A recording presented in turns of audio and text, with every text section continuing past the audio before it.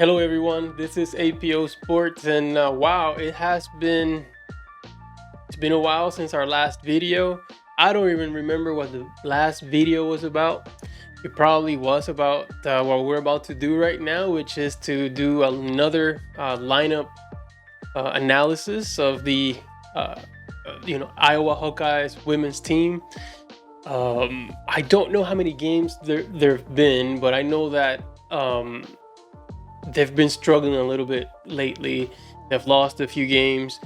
So I'm kind of curious to see, what players continue to have an impact and what players have maybe, I don't know, not really stepped up or shown up in the way that they're needed for their team.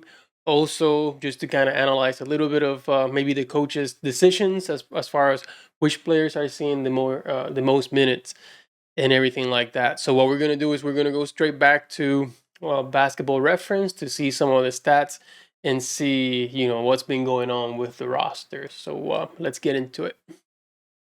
Okay, so I always like to start with the advanced analytics charts. This tends to tell me more so than points per game, more so than field goal percentage or anything like that. The advanced statistics is gonna show me really the data that I want to know, and that's about impact on the basketball floor. And what it appears is, this is the combined box plus minus. So this is kind of indicating the people that the players that are having the most impact on the basketball court. And at this point in this season, which is 18 games in, um, the best players, or at least the ones who are having the most positive impact while on the floor, are Addison O'Grady and Sydney Folter. Now, is obviously we cannot count Jada Giamfi. We can't count her because of 27 minutes, 6 games. Uh, this is really not telling us much, but we really can. This is really the players that are having the most impact. And that is, like I said, Addison O'Grady, Sydney Folter, to a degree, Hannah Stokey, and Taylor McCabe. And here's one that I did not expect to see, and not that I didn't expect to see, but like when we did our video before, this player was actually on the negative a little bit, um, eh, in many different categories. But Taylor Strimlow has, I mean, and especially given the amount of games that she's played, right? She's played 18 games. She plays a considerable amount of minutes, and her impact on the floor, and as you can see, mostly through her defense, is where the impact from Taylor Strimlow has been. And then same thing for Sydney Folter, right? So Sydney Folter, as far as offense, gives you a little bit more than Stremlow, but Stremlow has almost equaled. This is crazy, right? Almost equaled a Folter on defense, which I think a few games ago was. I mean, there's no way we would have said that, but on the defensive box plus minus, they're tied. They're 5.2 and 5.2. The only indicator here is that a Folter gives you something more on offense, right? Which is why her 8.8 display is up here. Now, the turnover percentage is still concerning as far as Stremlo, so I don't know if, when you see the games, if this is obvious or an obvious indicator that, yes, like when she's on the floor, she commits an alarming number of turnovers, but her defense is incredible. Um, and this is mostly, I mean, it really tells you that in the last, I don't know, since I did my last video, which again I can't remember. I think they have played 9 or 10 games at that point. Since then, her defense has improved dramatically. So she's just appears to be a really good defensive player.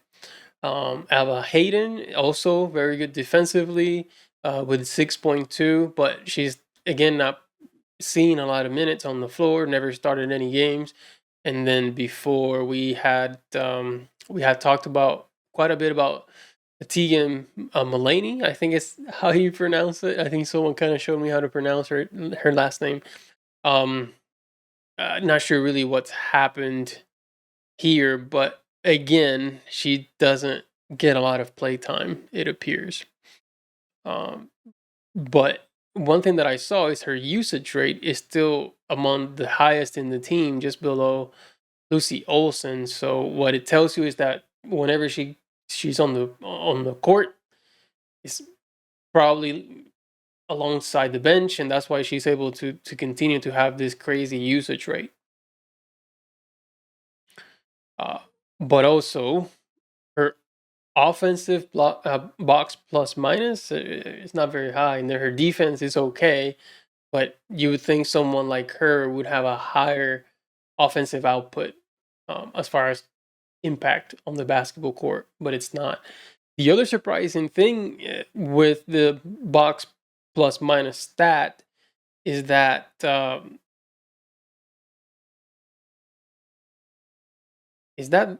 given that over the last, I don't know, 8 or 9 games, they've lost quite a bit.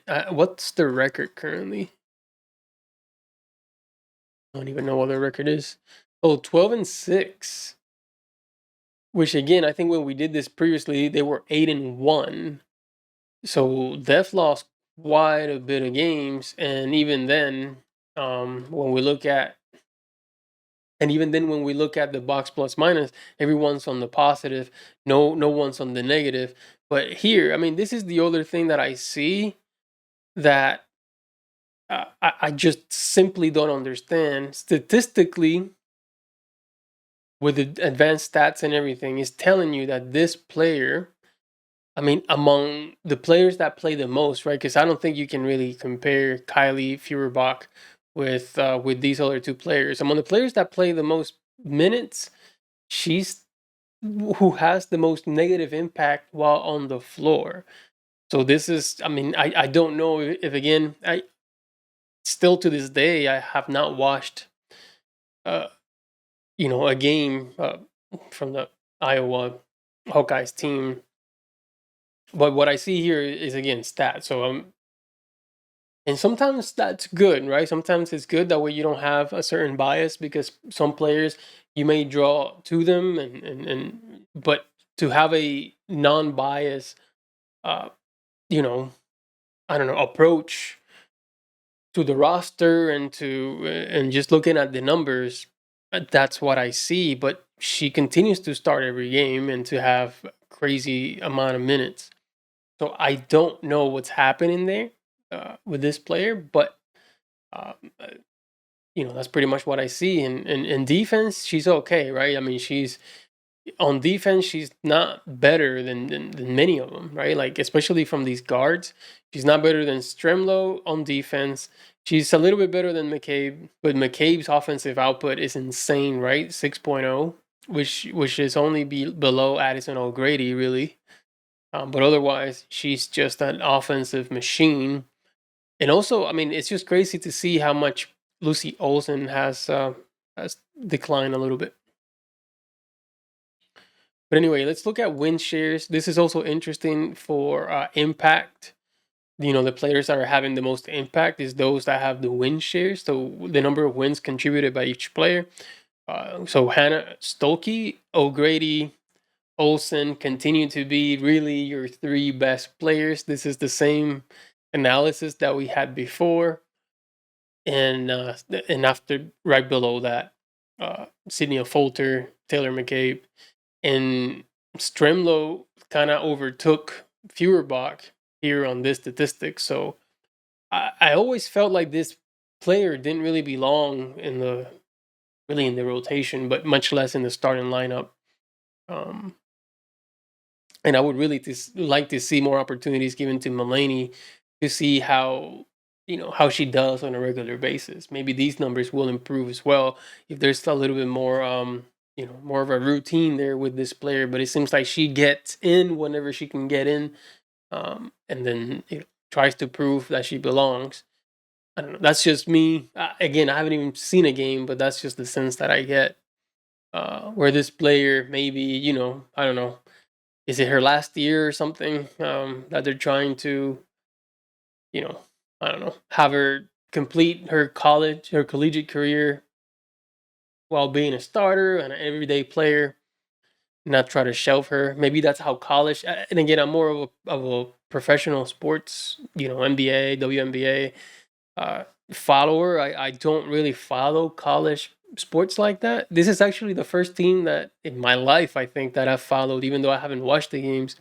As far as doing some statistical analysis, but I just don't know if it's typical that if you have a player in your program for 3 4 years, um, that you don't necessarily at the third and fourth year kind of like downgrade them, right? You just we got here. This is the player. Let's play them type thing. I don't know, but maybe a little sense that I get because I nothing else can really explain why this player plays so much over these other players that have so much more potential. So win share is good. Defensive shares, it just again kind of shows you your top defensive players. I think the defensive win shares for Feuerbach is that high because of the amount of minutes that she plays. But considering, look at Stremlo, 360, so 100 minutes less than Feuerbach, and pretty close on the defensive win shares. So I don't know how much weight to put to that as far as when it comes to Feuerbach. And again, it might appear that I'm targeting her. I'm not. It's just I don't know. And then when we look at PER again, I mean, look at this. So this is player efficiency rating. Um, a measure of per minute production standardized, such as that the league average is 15. So yes, Stremlo is a little bit below average, but that's mostly due to her usage rate. Her usage rate is 12%, and actually, she has the lowest usage rate in the team, which contributes to player efficiency rate. Right, where you're there, you're just not. Her usage is mostly on defense. It seems like she's not really trusted to score the ball or to handle the ball to create plays. I don't even think plays are drawn for Stremlo. I think she's there strictly for defensive purposes. It appears to me, because again, that usage rate is that she's just on the corner waiting maybe to get open, and even then, maybe other teams leave her open because she doesn't appear to be a threat. Especially given this 3 point percentage, she's just not a threat to do any damage. But if that's the case with Stremlo, the case for Feuerbach, it's what's going on here. How is it a 9 as far as player efficiency rate compared to the usage rate? Like you're talking about, she has almost the same usage rate as, let's see, who else? Is it Guyton maybe? Who has a 15 player efficiency rating? Who else is maybe 20? Hayden with a 22 player efficiency rating of a 20% usage. So I mean, that's kind of the where you can compare it at. This player just doesn't. Again, I I do this analysis and I try not to criticize players too much. I don't do it for that reason. It's just to ask questions and see what's happening. And especially this is just concerning to me because you don't see this with any other starter. Like, okay, let's see, other starter, a Folter, 16. Right? You have a 16 player efficiency rating for this starter. Olsen, 19. Stolke, 21. O'Grady, 27.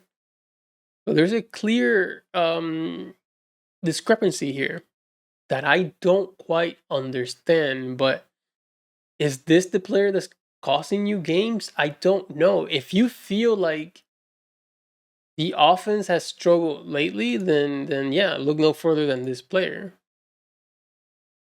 And then again, it's not because this player in particular is not scoring. Sometimes some players have a really good offensive box plus minus without scoring, but they contribute to scoring in other ways.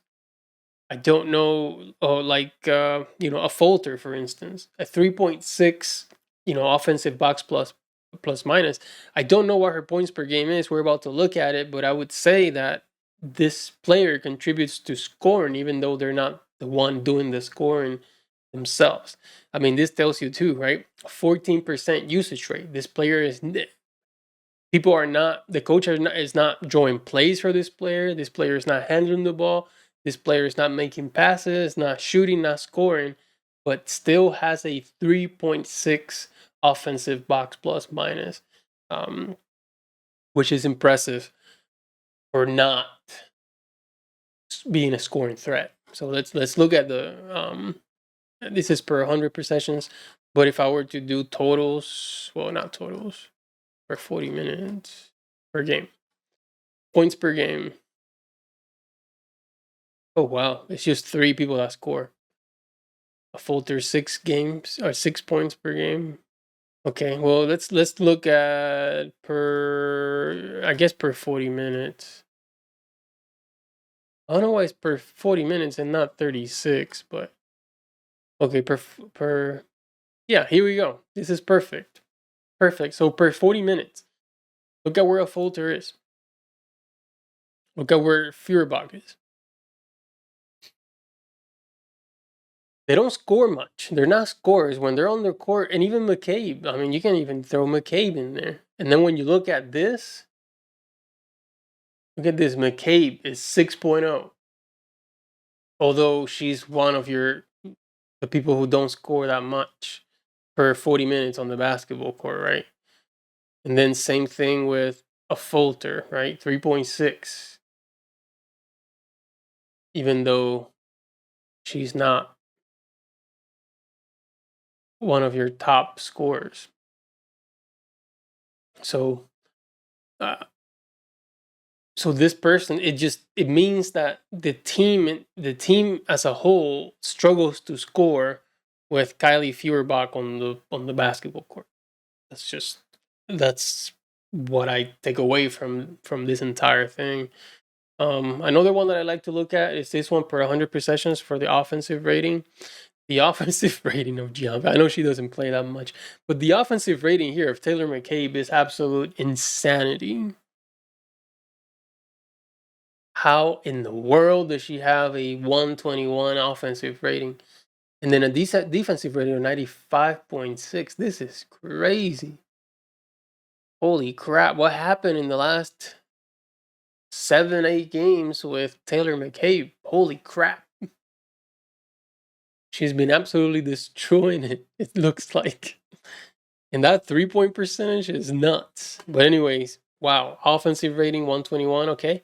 O'Grady, as expected. Very good. I mean, yeah. I mean, your best player as far as offense, as far as net rating is right now, currently, even though not a lot of minutes, but right now it's Taylor McCabe. Um, O'Grady's doing pretty good. Ava Hayden is doing good. Stokey's not too bad. Sydney Folter is also respectable, especially that defense, right? Again, you just look back to the defensive output of Sydney Folter, which is respectable. Lucy Olsen's okay, although her defense is not that great, and then her offensive rating, it's declining quite a bit.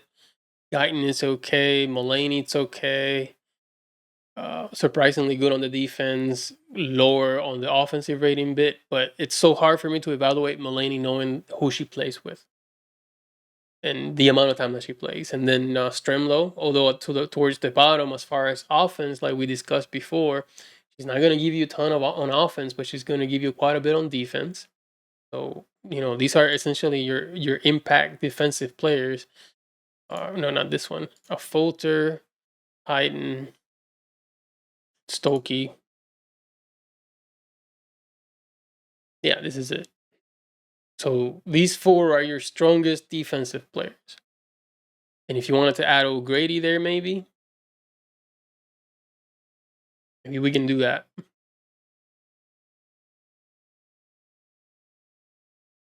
I can't add Mulaney because the minutes and who she plays with. I can't do it. But these are your top defensive players. Like a lineup of this, I would like to see this lineup. Well, I don't know if you can have these three at the same time, but maybe if you take out maybe this type of lineup, and depending, are there any point guards here? Not a lot of assists, I guess. The assists come from who? Stremlo, but she turns it over way too much. But I wonder what a lineup of these 5 players will look like on the floor. Now, of course, I mean, you're like, no, but we need Lucy Olsen. I get it. I get it. But I'm just saying, would this be your most impactful lineup that would contribute to winning on the floor? That's what I think, what this lineup would do. Just from me looking at it like that. This player, I mean, and again, this is the only player from all the active ones who has a negative net rating, who has the less offensive rating as far as the lowest offensive rating, and then still a pretty high offensive rating. So you don't want to have this player on the floor when it matters. I would say this is your closing lineup if you want to win games. Is that blasphemy to say that where you have Lucy Olsen? I don't know. I know Lucy Olsen is, a fan favorite and everything. I don't know. I really don't know. I don't know this player at all. This is all just based on this right here. But yeah, that's what I see essentially. I don't know. I hope I didn't block too much of the screen with my camera. I just realized now what I was doing, but hopefully it was still valuable. You saw what I was, the numbers and the statistics that I was referring to. So yeah, I mean, it's interesting to see it as we analyze this as the season goes along. 12-6 looks kind of bad. Like, is that? I'm not sure for those who follow the team and college basketball, is 12-6 like they're done? Like they're not going to be able to make it to the NCAA tournament? I'm not sure because they seem to be losing at an alarming rate at this point. And I'm not sure if that was to be expected. If maybe they were overperforming, at the beginning of the season, and now they're kind of like averaging out. But it seems alarming for what appears to be a very talented team with a lot of really good players, but maybe not utilized in the best way that they could be. I don't know. I really don't know, but hopefully this is helpful. Again, another shout out to Stavros because he's the one who inspires me to do these. And I don't know if I'm way off. Please let me know because like I said, I'm not without watching the games. It's also difficult, but I'm surprised to see the improvement in Stremlo, and Feuerbach is just consistently towards the bottom as far as impact, right? But that's what I see. I hope that they turn it around. I know there's a big game on Sunday, and again, I keep saying that I'll try to catch it. It's just I can't. It doesn't seem like I can from here unless I buy some sort of package from Japan. But anyway, that's my analysis for today. I hope you enjoyed it, and if not, if I'm way off, please let me know in the comments. And I will never do this again. No, but I appreciate it. Thanks for watching, and I'll see you next time.